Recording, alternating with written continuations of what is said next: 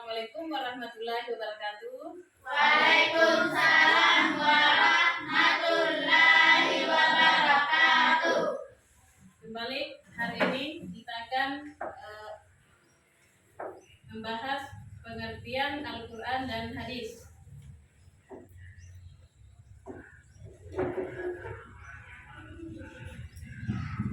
Al-Quran secara bahasa adalah berasal dari bahasa Arab, yakni qara'a yaqra'u Qur'an, yang berarti bacaan.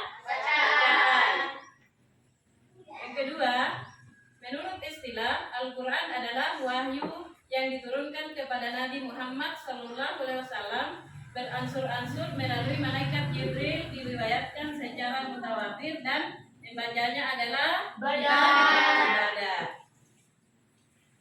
Yang ketiga, posisi Al-Quran adalah sumber hukum Islam yang pertama. Seterusnya, keistimewaan Al-Quran. Al-Quran memiliki beberapa keistimewaan dan kelebihan dibandingkan kitab-kitab suci yang lainnya. Keistimewaan Al-Quran dibandingkan kitab-kitab suci yang lainnya. Yang pertama, Al-Quran memuat kalam-kalam yang Allah yang menjadi pedoman hidup manusia sepanjang masa.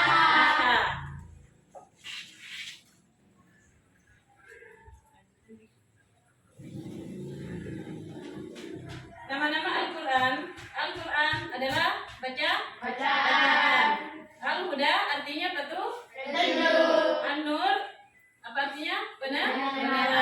Asy-Syifa obat. Al-Bayan penjelasan. Al-Kitab wahyu yang tertulis. Ar-Rahmah rahmat. Ar-Ruh penggerak. Al-Haq kebenaran.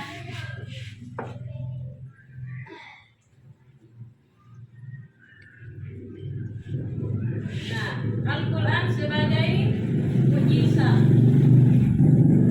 Fungsi Al-Quran yang pertama, pedoman hidup manusia. Al-Quran diturunkan sebagai petunjuk bagi manusia. Al-Quran merupakan pedoman sekaligus menjadi dasar hukum bagi manusia dalam menciptakan kebahagiaan dunia dan akhirat. Seterusnya, sebagai pembenar kitab-kitab terdahulu, salah satu tujuan diturunkan Al-Quran. Sebagai pembenar kitab-kitab terdahulu, salah satu tujuan diturunkan Al-Quran selain mengoreksi kitab-kitab terdahulu dari tangan-tangan orang yang merubahnya, juga sebagai pembenar wahyu. Kitab-kitab terdahulu juga berasal dari Allah Subhanahu wa Ta'ala. Sekaligus yang selanjutnya membawa kabar gembira dan peringatan. Al-Quran membawa berita bagi orang yang beriman dan peringatan bagi orang-orang yang mengingkarinya. Seterusnya, sebagai sumber pokok ajaran Islam. Di dalamnya terdapat keterangan-keterangan dibukukan oleh manusia untuk mengolah alam semesta ini. Bahkan sumber pokok tersebut tidak hanya mengantarkan manusia untuk bahagia di dunia, bagi juga bahagia juga di akhirat.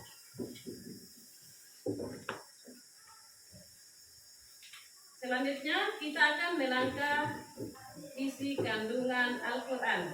Yang pertama, akidah. Yang kedua, ibadah dan muamalah. Yang ketiga, akhlak. Yang keempat, hukum. Yang kelima, kisah. Yang terakhir apa? Isyarat ilmu pengetahuan. Hadis adalah segala perkataan, perbuatan, ketetapan dan persetujuan takrir dari Nabi Muhammad SAW yang dijadikan ketetapan atau hukum dalam agama Islam.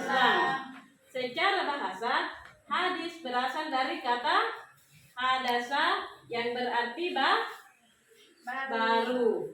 Hadis juga berarti kabar. Artinya berita.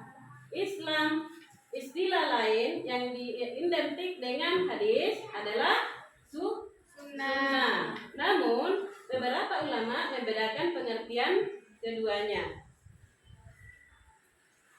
Pengertian sunnah inilah yang identik dengan hadis. Meskipun beberapa ulama membedakan bahwa hadis adalah segala sesuatu yang dinukil dari Rasulullah Sallallahu Alaihi Wasallam, sedangkan sunnah adalah amalan-amalan yang dilakukan Rasulullah Sallallahu Alaihi Wasallam, para sahabatnya, yaitu kehidupannya yang di masa beliau.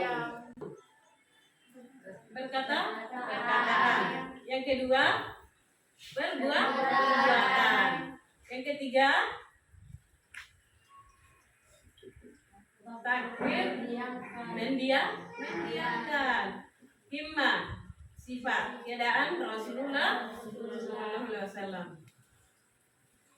Ya, kita melangkah lagi ke fungsi hadis. Yang pertama, fungsi hadis mengukuhkan atau menguatkan hukum yang ada dalam Al-Quran. Yang kedua, merinci ayat Al-Quran yang mujmal atau global. Seterusnya, menetapkan hukum yang belum ada dalam Al-Quran. Selanjutnya, membatasi kehukuman ayat Al-Quran. Nah, cara memfungsikan Al-Quran dan hadis. Yang pertama, menjadikan Al-Quran dan hadis sebagai pedoman dalam kehidupan pribadi. Yang kedua, menjadikan Al-Quran dan hadis sebagai pedoman dalam kehidupan rumah tangga. Yang ketiga, menjadikan Al-Quran dan hadis sebagai pedoman dalam kehidupan bermasyarakat. Dan yang seterusnya, menjadikan Al-Quran dan hadis sebagai pedoman dalam kehidupan bermuamalah. Jadi, sekian. Jadi mudah-mudahan pertemuan kali ini kita dapat menerapkan sehari-hari, membaca dan mengamalkan isinya, atau membaca dan menikmati atau apa yang dibaca, kita dapat memahaminya. Demikianlah pertemuan kali ini. Saya akhiri dengan ucapan alhamdulillahirabbil alamin. Assalamualaikum warahmatullahi wabarakatuh. Ya.